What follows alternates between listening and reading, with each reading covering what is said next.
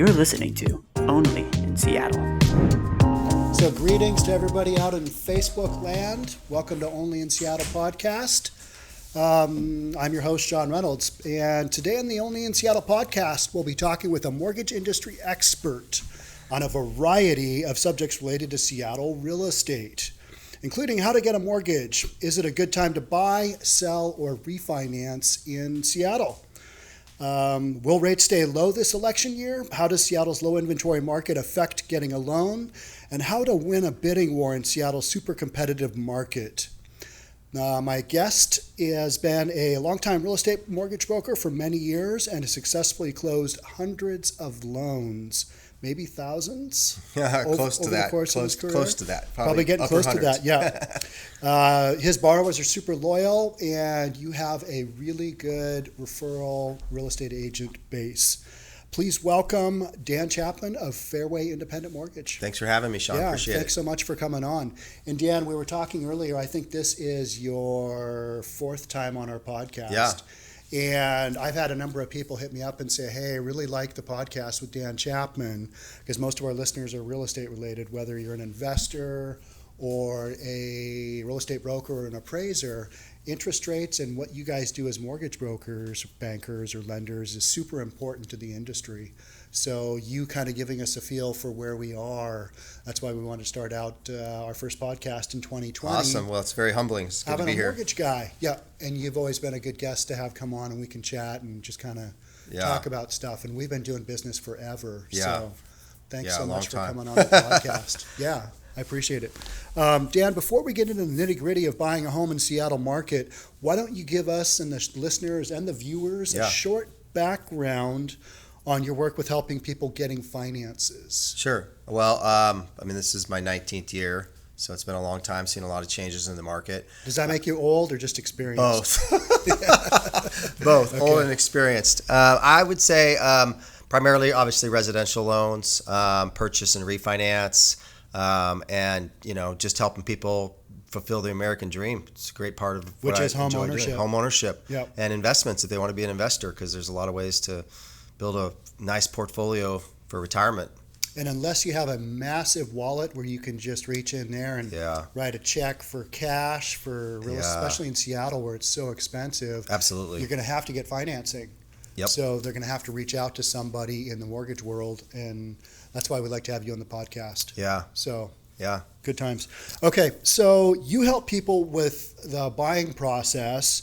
Is 2020 a good year to buy a home in Seattle? It's an election year. Right. Are rates going to stay low like they are now? Yeah. Is this a year you want to buy in Seattle? Rates are fantastic right now. We're in the mid threes on a 30-year fix, 3.5, 3.625 right now. With good credit, and I think if you want to invest in real estate, and whether it's home ownership and live there, or you want to be a real estate investor and rent it out, or do an Airbnb, I think it's a great time. There's challenges, yes, but I think it depends on each individual and what their situation is. If they don't have a secure job, then maybe not for you. But if you've got a secure job and you're making money, you should really consider it, because you could build a nice wealth with real estate. I could tell story after story after story, not just about myself, but other clients. Of your clients that you've watched their portfolio grow. Yeah. Real estate, watch their equity position grow. And that's something I've been working with my kids is, hey, just get into your first home, get into your first condo, just kind of get that going. And I think a lot of millennials are reluctant to jump in because it's so expensive. Yes. Especially in the Seattle market. But we'll talk about that a little bit more. So you think it's a good year? I do. Rates are really low. You can maximize your buying power with where rates are right now compared to where they were in, say, 2018. They averaged 4.5%, which... Well, that's still really low, right? Historically, but they're even lower now. And I think this is going to be a very busy year in the Seattle real estate market. We'll get into that more, of course. Yeah. But I think it's a great time. What kind of appreciation do you think we'll have? What'd you guess? Oh, by the end of the year? Yeah. I think we were appreciation for real estate. What were we last year roughly in King County? on average. I know it varied because of the different prices. Were we 5? Yeah, something? 5. Yeah, that's what I thought. I was going to say 4.8. I believe. Yeah, I was going to say 4.9, so we were right around there. I mean, I think we're going to exceed that this year. I think, Yeah. I think we will, and especially, I think a lot of it's going to have to do with there's no inventory. That's right. So Yeah. when something does come on the market, people are going to. There's a bid lot of like people crazy. here. Yeah. A lot of people moving in. Yep. Economy's booming. Same basics know, we've been talking about. Yeah, forever. and so lack of inventory, low Yeah. rates, it's lack a recipe. of inventory and too many buyers. Yep. And you were talking about beginning of this year, the start of this year, having a lot of pre-qualifications. So Yeah. not a ton of business, and we've had a Right. slower time on the appraisal end, on the Reynolds and Kline appraisal end. Yeah. But that's pretty standard for 2 weeks after the beginning of the new year. And another thing that's kind of interesting is like I had my best December in 18 years this last December. Wow. So Okay. that kind of shows you a little bit. It's Yeah. not just because I'm me, it's the market, Right. And then January is busier than last year and February is busier than last year. A lot of pre-approvals in the last week. So I think it's going to be a feeding frenzy again, unfortunately. It's tough. It'll be tough if you're a buyer to get a hold Yeah. of a property. Yeah, I just had Gunnar Hadley from Windermere on, a longtime broker that I've known for years. He used to work with Nancy Glover. Oh, okay. Still Awesome. does. Yeah. And we were talking about, I think it was Gunnar. If it's not Gunnar, sorry, Gunnar. But we're talking about is 2020 going to look a lot like 2017? Yeah, And 2017, the real estate market was crazy. it was. It was nuts, especially here in Seattle. And what was his opinion on that? I'm going back, but my position is, it's going to be just like 2017. That's what I was thinking. Yeah. Yeah. We've got the same exact dynamics. Yeah. So tell me, what happens to mortgage rates in an election year? In 2020, in November, we've got the election. Mm-hmm. What happened in 2016 So around election time? typically rates stay down in an election year until the election. Okay. And I think we will see that this year. I think rates will stay down. Yeah. I don't think they're going to go a lot lower than they're at right now, but Yeah. I think we could see rates as low as 3.375 on a 30-year fix this year. Okay. So under 4. Definitely staying under 4 above this year. 3.75. Yeah, right now we're in between 3.375 and 3.875. So we're between there. Okay, So I somewhere don't in think there. we'll go above that 3.99. Last election, November 1st of 2016, obviously Trump got elected. Rates around that time were about 3.75. He got elected, and within about a month, they went up 0.5%. Okay. There's many reasons for that. Investors putting money in the stocks, taking them out of mortgage bonds. The Right. mortgages are traded on the bond market. Yep. So if money is coming out of mortgage bonds, usually the investors are putting it into stocks, right? Yeah. And so if they're doing that, that means rates are going up. If money's going into mortgage bonds, then rates are going to go down. Do you think were institutional investors and all the Wall Street money, was that being placed in conservative positions Until the election. Exactly. And then people were like, oh my gosh, this guy actually won. I mean, was that the reaction? That was a crazy And day, huh? hey, this is going to be 4 years of go-go time if you're in business. That's what they felt. Yeah. Yeah. Yeah. And it really has. And it has, I mean, Trump's, he says some crazy stuff and Yep. he tweets some just ridiculous stuff, and we've never had a president like him. Yeah. But the economy has responded super well. Yeah. He's a business guy. Yep. He's a ruthless 401ks business guy. are looking sweet right now. Hopefully they stay sweet. Yeah. Yeah. Yeah. So, one of my questions was, are low rates here to stay? Yeah. That's something that everybody always asks. Yeah. Yeah. I mean, no, not here to stay, but I think for 2020 they are. Okay. I just One can't, year at a it's time. hard to forecast a year out, really hard. Yeah. We could hit that, recession in 2021. They were talking it might come as soon as this right around election time this year. Yeah. I think we might be staving off that, and it might be Yeah. 2021. We'll see. A lot of people were predicting that 2020 was the year the recession was going to happen. Yep. A lot of people that I know of specifically said it was going to start in September of 2019 and kind of ease its way into 2020. And, on a national level, that might be the case, and the numbers might be proving that. But here in Seattle, we're pretty insulated, and we've just got a different marketplace. It is different. Yeah, than the rest of the country is experiencing. Yeah, the economy's booming here. Yeah. And the appreciation we just talked about, between 5 and 6%. The rest of the U.S. didn't see that. Right. The average I think throughout the average U.S. was less. 2.8. Yeah, I mean, because you got Mississippi, Alabama, all these countries thrown in the mix, and Yeah. Texas, which generally appreciate slower, and Yeah. some of They've, those they've areas. just got different economics. Yeah, But Seattle is just, I mean, it's rolling. it's really been crazy the last 5 years, huh? Yeah, a good place to be. Yeah, Yep. for sure. So walk us through how to get a mortgage in Seattle. What does that look like, or anywhere? Okay. We kind of focus on Seattle because that's where most of our listeners are, and that's where our experiences are. Yep. But this could be true of anywhere, because getting a mortgage is, Yeah. it's a process that you can do online. Give us kind of the broad steps of what that looks like to get a mortgage. Yeah, I mean, I'm a big fan, obviously, because of what I do is provide education, especially for first-time home buyers, because about 33% of the buyers out there right now are first-time home buyers. So it's a good chunk. I'm a big proponent of educating people up front, making sure they get all their questions answered. Obviously we get documents from them. We get an application. So the application documents like W-2s, pay stubs. So they're going to reach out to you. Yep. You give them the application.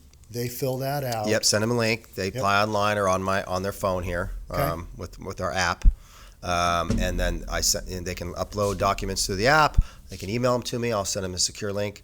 And then we get that, and then we do the pre-approval if it's a purchase, if it's a refinance, and then we do like a analysis of their loan options, a loan comparison. Obviously, once they're under contract and they bought a property, that's when the rate shopping and looking around or whatever analyzing is real important. Okay. And then go over their options with them. Obviously, the most popular rates are fixed rates because they're so low. And then making sure that you're not buying more than you can afford, because you want your pre-approval to be valid, right? You want it to be I'm going to get approved. So if I'm pre-approving somebody, you're going to get approved. It's a good idea for the borrower to be able to actually repay that loan. Yes. Otherwise, And there's a lot of people, and some people are smart. They don't buy to their max. I mean, we can go kind of high in your debt to income ratio these days still. Right. Live within your means. Yeah. I mean, so you can afford to go on vacation. Right. Not eat mac and cheese. Or sock it away for a rainy day when rates aren't under 4%. Yeah. When your living depends on. Yeah. So I think rates. the whole picture, looking at the big picture and making sure you're, looking at everybody's needs and what their wants are. So they get pre-approved, then they get final underwriting approval, and then what happens? So then they close on the mortgage. Yep. And then their mortgage, they're going to be making payments on that mortgage to a specific lender. That mortgage might get sold off. Yeah, a lot of times mortgages are sold. I mean, we service some of the loans we close, not all of them. Some are transferred to a new servicer or sold to a new servicer. If it's a conventional loan, it can be both. Serviced by us. Some are transferred to a new servicer. If it's a jumbo loan, in King County, that's over a loan amount of $741,750. They raised the jumbo, the conventional loan limits this year. They keep marching up those. Yeah, last year we were $726,525. Yeah. This year we're $741,750 in King, Snohomish, and Pierce County. Yep. So any loan amount over that is a jumbo loan. Those loans all get sold to the jumbo investor. And the difference between a jumbo loan and a conventional loan, run us through that. Basic differences. Just jumbos, they're not missing anything, man. They're gonna dot their I's and cross their T's. All the paperwork is a little bit more. The lender is. Yes. And because it's over a typical conventional lending limit. Yep. There's a little bit more risk involved. Yes, more it's risk. A higher loan amount. Yep. Typically on a bigger property. Yep. More expensive property. So say $1 million home. And you don't have to put 20% down. Some people think you do on a jumbo, but you can put, 5, 10, 15% down depending on the loan amount. But most people that are doing jumbo loans, the rate options are much better with 15 or 20% down. So that's what most people are doing. Okay. Yeah. We're kind of running through this as if $1 million home is normal, because it kind of has become normal. Mm-hmm. For all of our millennials out there, you have millennial kids. Yep. I have millennial kids. We're working with millennials here. That's the reason this podcast is physically It's actually live right now. Yeah. Because if they're up to you Yeah. and I, we'd just be recording on one of those old school black recorders. There you go. Yeah. But for all of our millennials out there and first-time home buyers, how does somebody afford a home in Seattle with as expensive as it is. I think the median housing price right now in Seattle is $695,000, almost $700,000. Yeah. So walk me through the steps of what are you seeing out there? Well, I'm seeing a lot of them have good jobs coming out of college. You know, a lot of them going to college. How much are they making? Gosh, if it's in the tech industry, they could be getting a $150,000 job pretty quickly. That's crazy. A year. You know, it just depends. But I have plenty of clients in their 20s. Is that crazy, or are we just old? Yeah, both. Okay. I mean, you know, incomes are definitely up, right? In this area for the most part. So that helps. In this area. Yeah. But but not everybody's making that. Some people make $5-6 grand a month. Yeah. But you could still get into a property at that. You're not going to live in Kirkland or Bellevue. Right. You know? A lot of people are living on way less than $5 or $6 grand a month. So, but you cannot afford a home in Seattle proper. And when I say Seattle, I mean the big regional market of Seattle. And I think that's why we're seeing so many people move further away to further out markets. Absolutely. And you're seeing that on the mortgage end as well. Yeah, people moving to, Tacoma or Olympia or, Auburn, Puyallup, places like that, a little bit further out. Right. And those are typically a 45-minute to maybe an hour-long commute on a good day. Yeah, if you're lucky. Into Seattle or Bellevue or Redmond, where all the good jobs are, where Microsoft, Google, and everybody else is. Yep. A question I've had fairly often lately is, should I pay off my mortgage in Seattle, or should I take cash out and buy another home? Yeah. I think that is individual. It's based on your financial goals. When you get older, like me, maybe you want to pay off your mortgage, but you also want to invest a little bit too. I mean, I think investing in real estate for retirement is a great way to go, because you can't rely on Social Security and just 401k, in my opinion, unless you want to be real tight in retirement. So I think you need to have a real estate portfolio. So how you get the money for the down payment depends. Can you save for it? If you can't, your savings account is your equity in your house. Yep. Okay? So then if you take the equity out, say you take $100 grand out of a $600,000 house and you owe $300 grand on it. Now you owe $400. Can you afford that payment living in that house? Yep. If you can, and you can buy another house, put $100,000 down and rent it out or Airbnb it, yeah, you should do it, because the return on it is going to be, they're paying the loan down for you, right? And so they're paying the loan down for you, and then your balance is going down, and like you said, 5% last year appreciation. You probably got some tax savings. Tax benefits, yeah, absolutely. So you do have maintenance, you do have depreciation. Yep. You've got stuff like that to consider. Yep. But in our age demographic, we've got a lot of people who are like, you know what, retirement's probably another 10, 15 years away. Should I work on paying off my home? And then if you do, maybe you've got $1 million sitting there in equity, just sitting there. Yeah. Is that a super smart move? I'm never going to tell somebody not to pay off their home. I think that's a great thing to do. If you can pay off your home, great. But you also should be considering investing in real estate if you can handle being a landlord. The thing is, you can hire a property management company to be the landlord for you. You just own the property. They're going to take 10% of your rent. Yeah, they're going to take about 10%. Yep. So you got to have some money to make that work. Yeah. And that's another thing that I think people forget about is when you own real estate, you're going to take that call in the middle of the night no matter what. Hey, your basement is flooded. Yeah. So what do you want to do? Whether it's you handling the call from your tenant or you handling the call from property management, you've got a major problem here. You need to deal with it right now. Yeah. You got enough properties, you're going to end up dealing with those. You are. And that becomes your stressor. Whereas people in the stock market, stock market crashes, that's a headache. But everybody has a headache.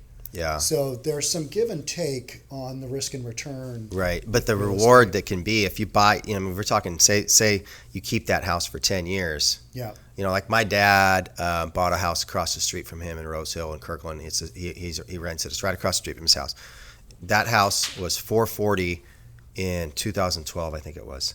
He said, "Dad, what do you think about? Dan? What do you think? Should I buy this house?" I'm like, "If you don't buy the house, Dad, I'm buying it. So yes, you better buy it." and he bought it, and the house is worth $900,000 now. It's crazy, isn't it? So, yeah. And they've been paying the mortgage down But for that is also, we're in a bubble here. Yeah, I mean, Those that's a perfect story, right? Yeah, those numbers are not normal. Yeah, that's not a normal story. That's not a normal story. But even if it's half that and it's worth 700, that's a pretty darn good ROI. Right. So take a typical 25-year-old. Where are they in Seattle? Where are they buying? Most of them are buying condos, townhomes, for sure. Are 1 they to buying 2 a bedrooms. Studio or a 1 bedroom or 2 bedroom? I'm seeing mostly 1 bedroom, 2 bedrooms. Yeah. Most of them can try to do a 2 bedroom because guess what?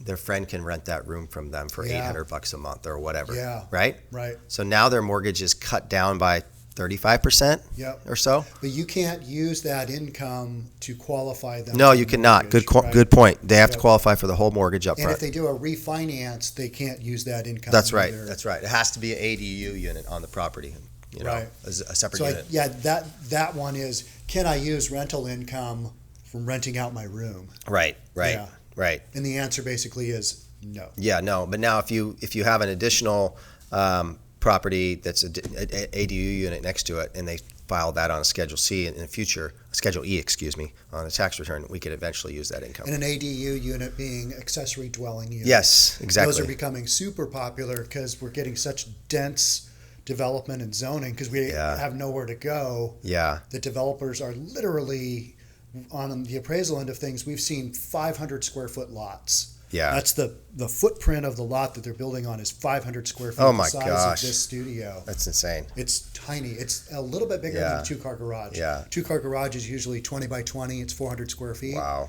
This is not much bigger. Yeah, so I think it's a great way to buy. If a millennial can get into a place with an ADU unit, but I mean, they're hard to get, but you could build one if you can get the land. But that's one way. That's a little bit outside of the scope of a millennial first-time home buyer. It is absolutely. So condos are the best way to go. I'm seeing a lot of people rent their rooms out, even if it's a single-family house, because they're qualified for it, but they don't want to pay that $3,000 mortgage. Right. They're getting some help. We're seeing a lot of people with roommates. Yeah. I mean, I know I've had clients that rent people they'll put their on Craigslist and rent to people. I would never do it, but people do it. If you have some control over the people that come through, it's becoming more normal. In other parts of the world, people do that all day long. They do. It's just that the American dream of home ownership dictates, I got to have my own home, and I got to it's just me living in there with my dog. Yeah. My family and my dog. Yeah, crazy. Yep.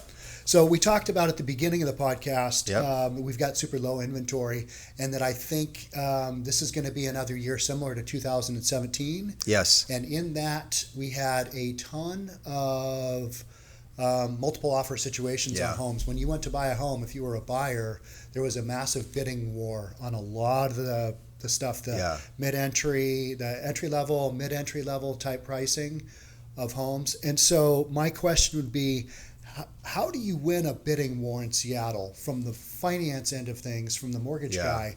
What can you do as a borrower or their broker, the real estate broker, to help win a bidding war in a super competitive market? Okay, so let's inventory is what you said, right? Yeah, this morning. Inventory. This morning, I got my video from Barry Habib, MBS Highway. He's a well-known expert on CNBC, and he's on TV, and he's got his own company. He said we are now at a 40-year low for inventory across the U.S. So that puts us at 1978. They've only been tracking it for 40 years, so it's the lowest of all time. So that kind of startled me today because I was like, okay. And our population is how much bigger than 1978? Yes. Is it double? So he said the same thing that we're talking about right now. He said we're going to have serious bidding wars and price escalations, especially in hot markets where there's a big demand. Yeah. And so we know that. So he knows that. He's an expert. So it's no mystery. So I think we've got to, as a mortgage lender, and if I'm working with a real estate agent, we want the client obviously to get their offer accepted the first time. Sometimes that's not going to happen because the client has to play the game. And by saying the first time, you mean on the first offer they make? Yes, on the first house that they love the house, they want it. Okay, so they make an offer. It's their dream home. Dan, I got to have this home. Yeah. My real estate broker's made an awesome offer. We think we're going to get it. Dan, what can you do to help me get that? Yeah, so the real estate broker will handle maybe do an escalator clause, right? They can do that. So but as a lender, we would want to get their loan approved up front instead of just your pre-approval. So I'm talking to all my real estate partners right now, referral partners, saying, hey, let's just go conditional approval on all our loans instead of pre-approval, which just means an underwriter has reviewed their income, assets, and credit, signed off on that. They're done. They're approved. Now we just need to find a property within that price range that we approved them for. And then once they find the property, they can make that offer and they can be confident in knowing my loan's approved, so I can go ahead and waive the financing clause because I've already gotten approval. That's one thing they can do. Okay. The other thing would be, I always call to try to get a hold of the listing agent representing the seller to kind of walk them through my approval or pre-approval and say, hey, I guarantee. This is why you should accept this offer. Yeah, and I guarantee we're going to close on time. At Fairway Independent Mortgage, we do not close purchases late. I've closed all my loans on time. But they hear that from everybody. Yeah, they probably do. Yeah. I have a personal guarantee that I back that up with, but and they hear that from every loan officer. Yeah, no, it's a financial personal Dan, guarantee. what makes you it's a different? financial personal guarantee that I don't mention on the air, but yeah, I do back it up with a little bit. But you just did mention that. So I've never had to pay it, so that's a good thing. What's your guarantee? If it doesn't close in time, there's some stipulations to it, like I'm not going to hold you to this. appraisal has to come back, and stuff like that. But it's if it's closed late and it's our fault, I'll pay the seller $1,000 a day. Ooh, yeah, wow, yeah. But there's three stipulations. You heard that here live. There's three stipulations to that. The appraisal has to have no work orders, no Okay. subject tos, has to come in on time. We So you've set a got date some for that. contingencies. Oh yeah, I got some contingencies. They're bulletproof too. So, but Okay. anyways, But so the point is that you strive really hard to get a purchase closed on time because that is critical. yeah, There's nothing. I'm on all the stream of emails on Summit Properties. Yeah. Offers at Summit Properties Northwest goes to me and my office manager, and it gets archived. Sure. So I see this stuff when a deal is about to go past its closing date. It's not good. There's a flurry of emails because people are like, "What is going on?" sellers selling their house, they need the money Yeah. to buy another house. Moving It's a trucks domino coming. effect. They're moving their stuff Yeah. out. They're moving to Florida, and oh hey, yeah, we need to extend this loan out Ugh. or this closing out.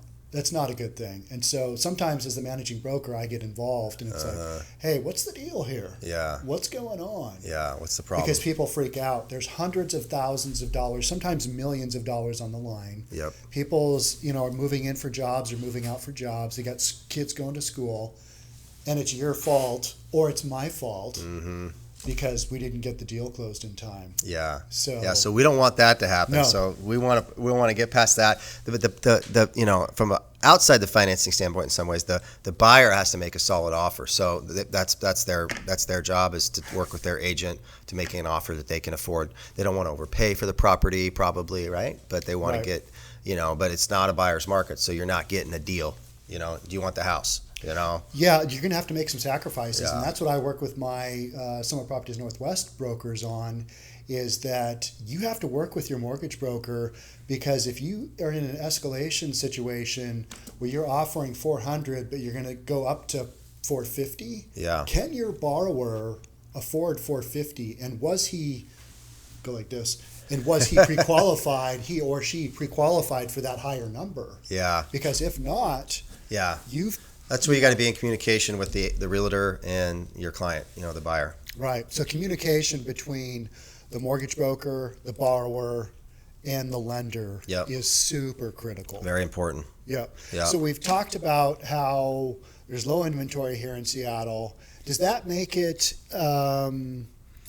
any more difficult to get a mortgage in Seattle? Are mortgages hard to get in Seattle? As far or as anywhere approval, else? it doesn't. It's just Okay. a matter of, like you get all these pre-approvals in, right? And then say you've got 10 clients that are pre-approved. Well, it may take a while for all of them this year to find a house. And some buyers might get burnt out and just say, okay, I'm going to rent. So that's why we want to try to get as many items in their favor to get that offer accepted up front. And then sometimes you're not going to get it. Some cash investor's going to come in and they're going to go, oh, I'll pay an extra $50,000 and I'm paying cash, or $100,000. What's the most offers you've had a buyer or a borrower make? I think one buyer, you mean? Yeah. Oh, made an yeah. offer, Okay, didn't I get get you. accepted, made another offer. Ooh, I want to say 5 or 6. It's right around 5 or 6 Yeah. in 2017. I think we had one maybe 18? go to 12. That's a lot. That's patience.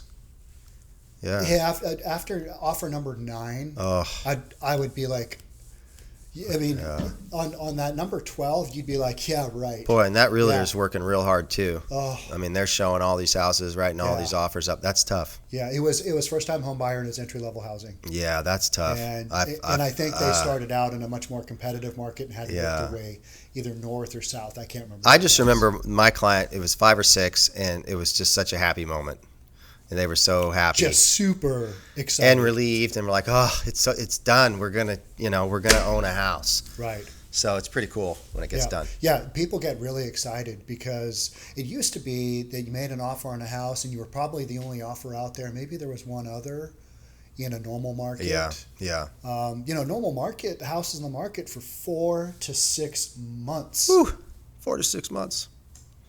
Now we've got homes that sell first day on the market. Yeah, for sure. So 4 to 6 months, we haven't seen that kind of marketing or marketing It's time. it's more of a seller's market this Yeah. year than it was last year, even. Yeah, and just because there's no homes for borrowers to look at. Yeah, So, and there's super strong demand. And I yeah. think a lot of people want to get their home purchased before the election happens. Good call. Just You just don't know what's going to happen. you don't know. You don't know. Yeah. I mean, we kind of know what's going to happen. Yeah, we have a good idea. Yeah, we have a really good idea, Yeah. and I think the markets are going to react that way as well. Yeah, I think so too. Because, but last year, not last year, but last election, that kind of came out of That nowhere. did. Everybody said Hillary's going to win. Yeah. And everybody was shocked. Yeah. Yeah. So I had that's, just flown into Maui because it happened. The election happens right around my birthday. My birthday is November 7th, so I had just flown into Hawaii, into Maui, and so Maui was 5 hours behind Washington D.C. yeah. So I was able to follow all of that election process until like 3 o'clock in the morning because it was only like 10 o'clock noon. my time. Yeah. Yeah. And it was like, Yeah. wow, did that Midnight. just Yeah, happen? midnight. Yeah. That was Yeah. crazy. Yeah. I don't think we're going to see that this year, though. Yeah. I don't think there's going to be a big surprise this year. I don't think so either. Yeah. If you are a buyer or first-time home buyer, what is the number one question to ask your mortgage lender or mortgage broker right now? If there's one question somebody should ask, what's that top question? Yeah, I mean, gosh, the top question for me, from my standpoint, it would be, am I purchasing because based on my income and your financial goals for that person, is my payment or the house I'm buying, in your opinion, too much? Because I'm like, I think of myself as like a financial planner, mortgage advisor, and it drives me crazy when somebody buys and they're going to the max. Like say they're going 50% or 49% on their debt to income ratio on a conventional loan, and they're going to do that, and they're not going to run out Half of room. their income's going to go to mortgage payment and their other consumer. Yeah, I want Car my loan. clients to be able to save money, put some money aside. Have a I mean, life. not just get a mortgage, but Yeah. I mean, yes, the caveat is my loan going to get approved, Dan? Is this pre-approval really good? But yeah, that's kind of step 2 question to step 1, in my opinion. Am I going to pay too much? Is my payment can be too much in your opinion? Not everybody asks me that. They just go, what can I get approved for? What's the max? And I'll say, well, this is the max, what the guidelines say, but what is your payment comfort level? You can get a $3,000 mortgage, but maybe you don't want one. Maybe you want $2,500. What's your payment comfort level? So the number one question you should ask your mortgage broker or mortgage lender right now is, should I be taking out this loan? Yeah. Like, can I repay it? Does it make sense for my lifestyle and my goals? I mean, I think that's one of the questions I definitely would. Well, number one, there's a few. I mean, there's a few I could think of, but that's definitely one of them. That's one that you would ask. Absolutely. I kind of look at it from a financial planning standpoint. Right. Something we hear people talking about is buying down their interest rate. Why would I buy down my interest rate? So buying down an interest rate, typically in a low rate environment like we're in now, in the mid threes roughly, I'm not a big fan of it because. And maybe explain to us what that means. Okay, so buying down your rate. Say you want to buy down your rate 0.25%. So you want to go from, say, 3.625 to 3.375. Make it simple numbers. I can't understand. Okay, 3.5. 3.5. 3.5 to 3.25. Let's say that. Yeah.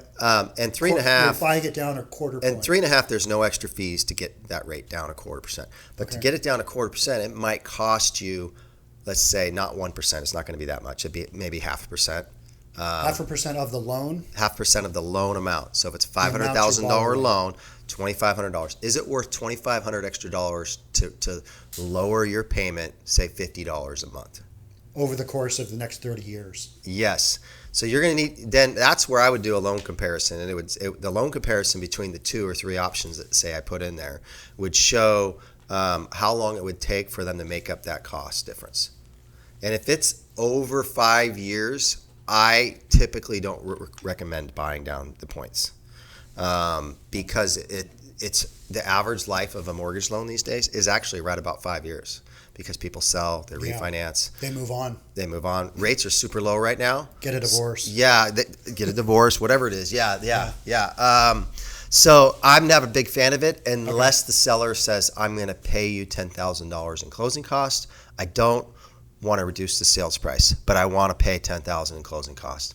So your answer would be no, based on the fact that that person may not have that loan for the next 5 years, or whenever it is that makes sense to buy down that rate. Unless the seller's giving them a big credit and they don't want to waste it, then go ahead and buy it down. Okay, so if a seller's giving you, at the time you're buying the house, if the seller's giving you a big credit and you need to burn that credit up, meaning you need to use that credit up, one option might be to buy that interest rate down. Yep. A couple years ago when rates were a little higher, early 2018, rates were 4 3/4 roughly. People were wanting to buy down the rate, and so they would get, instead of reducing the sales price, which the seller usually doesn't like to do, and it hurts comps in the neighborhood, right, as an appraiser. So they would say, hey, we'll give a $10,000 or $15,000 credit. And, of course, there wasn't a lot of those in 2018, but then that you could buy down that rate a 0.5 point or whatever, 0.5%.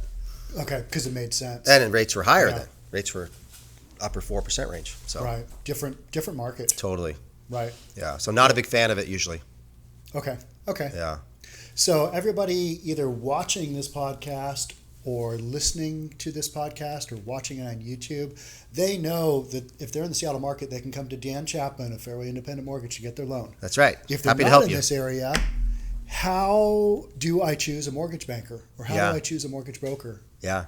What would you recommend? I guess I would say my number one way for me personally, and then for business that I get to me, is a referral from a family, friend, or a business person, like a real estate agent. Somebody that you trust and respect. That's right. Somebody that you trust and respect, because they could say, hey, I use this guy, I use Dan Chapman, and the experience was great, and they closed on time, and the rate was very competitive. Give them, that's the number one way, no doubt. You go to a doctor to get a procedure done or get your teeth done at a dentist, that's usually the way. Hey, you're going to ask, hey, who did you use? Now there are people that look online, and that is another way. There are people. I get a lot of people finding me, like on Yelp and Google, and people will look at the reviews. I use Yelp a lot for restaurants, but I don't typically personally use it for anything major. I ask people. Referral. Yeah, I will get a referral for somebody, and then I will look them up on Yelp. Absolutely. Yep. See to what verify. their reviews look like. To verify. Yeah. Yep. If Validate. it's something like I need to get an oil change and my favorite place just closed down or whatever, I will do that on Yelp or Google. Yeah. But for the biggest investment of my life, I'm probably going to ask around, and that's what I always recommend. To all my Summit brokers is, hey, if you don't have a typical mortgage guy, this is who I recommend. If you don't want to use him, make sure your borrower gets a referral. Somebody that you really trust and that has had good history with somebody else. Yes, exactly. That's the number one way. Because otherwise, You just I do don't not know. recommend, online lenders and things like that specialize online. They're usually their loan officers are very inexperienced, and if you look up their license, most of them have been in business for less than a year. Yeah. So, And yeah. not to say that is a sign that they're not good at their job. Right. Just they don't have a lot of experience. Right. And everybody's got to get a start somewhere, and you Yep. got to pay your dues. But if you have the option to go with somebody with a little bit more experience, Yeah, you're probably going to take that. for sure. Yep. Another question that always pops up, and it's kind of this mysterious thing. People understand how real estate brokers get paid because it's on the HUD Yeah. statement. And it Yeah. kind of is for mortgage brokers too. But how Yeah. does a mortgage broker get paid? Yeah, so mortgage brokers, obviously we're a direct lender, so we're kind of like a mortgage banker. So a mortgage broker, which we also do, we can do both, which I think you know. Maybe explain that super quick. Mortgage banker, we're underwriting the loan at Fairway, not giving it to another lender to underwrite. Okay. We're drawing the docs, we're funding the loan. Broker, they're doing all that. So those are the differences. So for instance, we get paid. It's a fixed percentage of the loan amount, no matter what rate we lock. So it's our best interest to lock the client at the best rate. Our compensation is the same, and the loan closes. Whereas a mortgage broker, their compensation is also similar to that way, but it's predetermined with the company that they do the loan with based on a percentage of the loan amount, and that will say the mortgage broker's compensation will show on the closing statement. Whereas like us, our compensation will not show it because the borrower is not paying it. It's not borrower paid. It's actually paid when we close the loan. We're selling the loan most of the time. Sometimes we're not selling it, but most of the time we're selling it. Is it the compensation roughly similar? So I know people throw out like 1 point. Yeah, that's a good gauge. 1%, 1 point is about what it is. So $500,000 loan, Yep. be $5,000. Yep. But it's not costing the borrower that. It's not costing them that. That's how we get paid. It's kind of built in from the standpoint of it's part of that loan. That's package. actually just loan officer compensation, though. So Okay. that's not lenders. Lenders as a Yep. company. Yep. I mean, Fairway would go out of business if that was the case because they'd be paying me all the money. Okay. So You know? explain, yeah. So they're making money when that loan is sold to Fannie Mae or Freddie Mac. So Fannie Mae or Freddie Mac buys all these conventional loans, right? So they're packaging it up, and then We they're might selling sell, it to the Fairway might secondary. sell them in 1 month $500 million worth of conventional loans, or $1 billion. I mean, we did $39 billion last year. So Fairway might sell Fannie Mae in 1 month 1 billion mortgages of conventional loans. And some of those may be serviced by Fairway. Some may be serviced by Dovenmule. They're a big loan servicer. Senlar, big loan servicer. Some of them will say Fairway on it, So that's the business. That's the side that I don't really deal with, to be honest with you. Right. Okay. So typical loan officer, if we were to, in the minds of a borrower, somebody who hasn't been through the loan process, where's the money coming from? What's it look like on a $500,000 loan? 1%, Yep. $5,000. Yep. Yeah, it's not coming from them. It's coming from when the loan is sold. Yeah. Okay. Yeah. Okay. So you don't get compensated when the deal closes. Is that correct? I get paid usually within a couple weeks after the loan closes. A couple of weeks. Yeah. Because you are a mortgage Loan banker. officer. I'm a mortgage banker. Yeah, right. Yeah. Right. A mortgage broker, you might get a check right away You because get you a own. check at closing. Kind Yeah, of it's kind of like a real estate agent. Yeah. So Yeah. real estate agents make about 3%, but yeah. What? They do? They might make a little more money per transaction. Right. But you can do a lot more transactions because you've got the refinances coming, Yeah. you've got purchases, and you've got hopefully, Yeah. and like I said at the beginning, For sure. you've got We're a doing bunch refinances. of real estate agents bringing you business. Yeah, for sure. And that's your repeat business. I mean, if you can do 10 loans a month in my business, you're making a really good living. Right. And if you do 10 closings as a real estate agent, you're crushing it. So that's really hard to do. Yeah. Very hard. That's a lot of As a work. realtor, if you do 2 transactions a month, 24, 25 a year, that's a very good living. So Yeah. totally different. Yep. Yeah. The pay schedule and obviously the points are different. Yep. And the amount of work it takes Per and transaction. and the scale of business is wildly different. All right, so we are going to enter into the lightning round of questions now. Just a handful of random stuff. Yes. That outside of real estate. Okay, because good. It's not all about real estate. That's right. It's Okay. just about Seattle too, and what we like to do. Yep. So, Dan, is mankind alone in the universe? Oh, woo! Yep. No. All right. Okay. All right.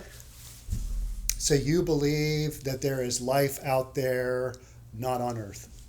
Oh, aliens? Yeah. No, I don't. No, I don't. But I just asked. But there could is be. mankind alone in the universe? Just talking like there. I believe Do angel. you think I we believe. are the only species in a billion planets that could support life? Ooh, yes, Really? I think so. Other than like angels and demons, because I do think Okay. that that's real. But what if they are just part of a different Solar space system, portal? or yeah. I mean, I don't know, man. It could be, but I'm just gonna go with my gut and say no. No. Okay. Fair enough. Let's move on to another question. Yeah. Not quite as existential. Yeah, there you go. Oh, I like that word. I like that or word. whiskey? Oh, whiskey, baby. Okay. Yeah, whiskey's got good flavor. A lot more I flavor. don't drink either. Yeah. So- Well, you know, in Montana, whiskey's pretty big. Okay. Yeah. Is that kind of almost Midwest? Or that's that It's mountain kind, thing? kind of a Western mountain thing. Western, yeah. kind of a Western mountain thing. I don't know. Yeah. The cowboys from the West, they didn't If you drink have a good vodka. old fashioned, you know, I wasn't into Yeah. old fashions until about a year ago. But if you have a good old fashioned, those are good. And you just, you don't drink a lot of them because they're strong, right? You have one or two and you're done. Okay. You know, Right, it's yeah. strong. And you sip it. You sip it. You don't guzzle it. Yeah, if you guzzle it, you're gonna be in AA pretty quickly. Yeah. Or, you're just not going to feel real good No. for the next week. Yeah. What is your favorite Netflix show to binge on? Ooh, I mean, I would say lately it's been Peaky Blinders.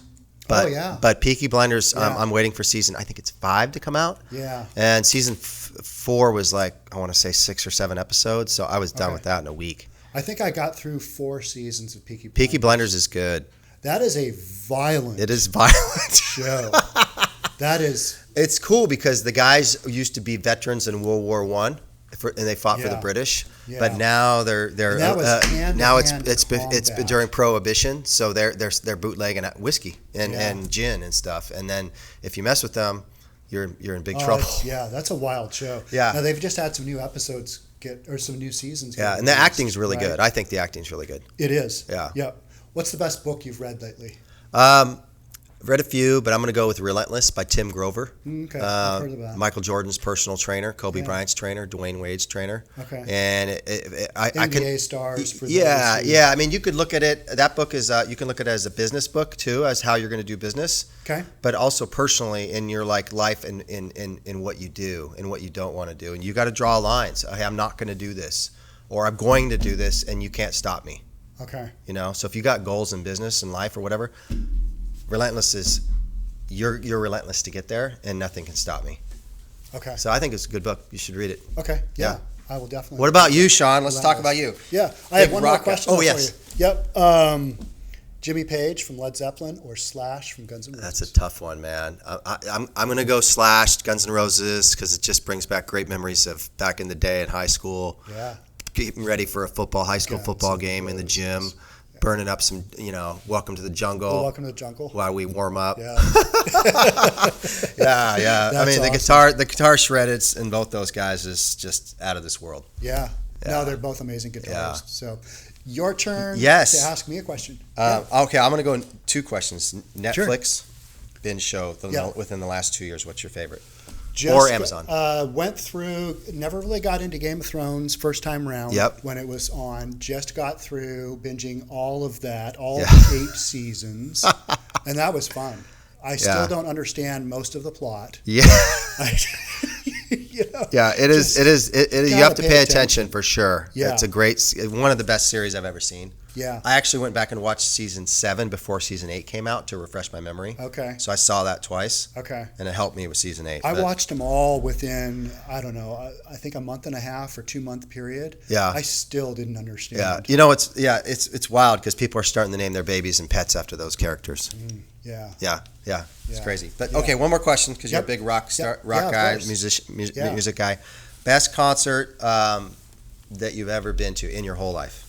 Yeah, and that changes, I would say, from a show standpoint, I would say the Rolling Stones this past summer at CenturyLink. Really? That was an epic Wow. show. It'll be the last time the Stones Even ever come to that Seattle. old, they're still killing it. Yep. And then, from a nostalgia standpoint, Neil Peart from Rush just died. Yeah. And he was a drummer, and he's probably one of the best drummers ever in rock history.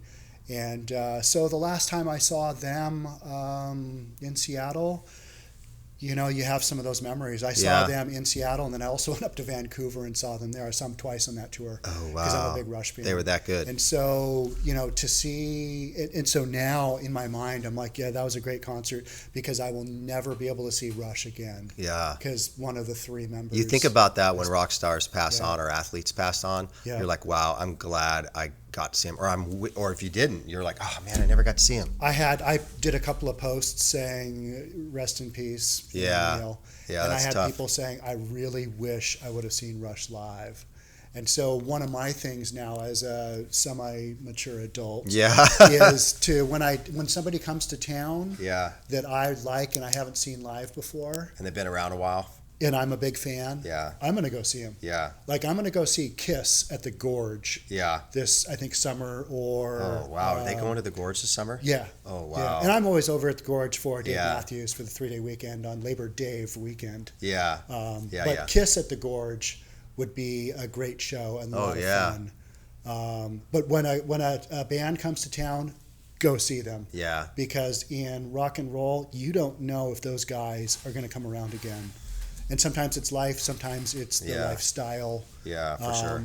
But take advantage of, what we have here right now. Yeah. Go see them. I agree. I agree.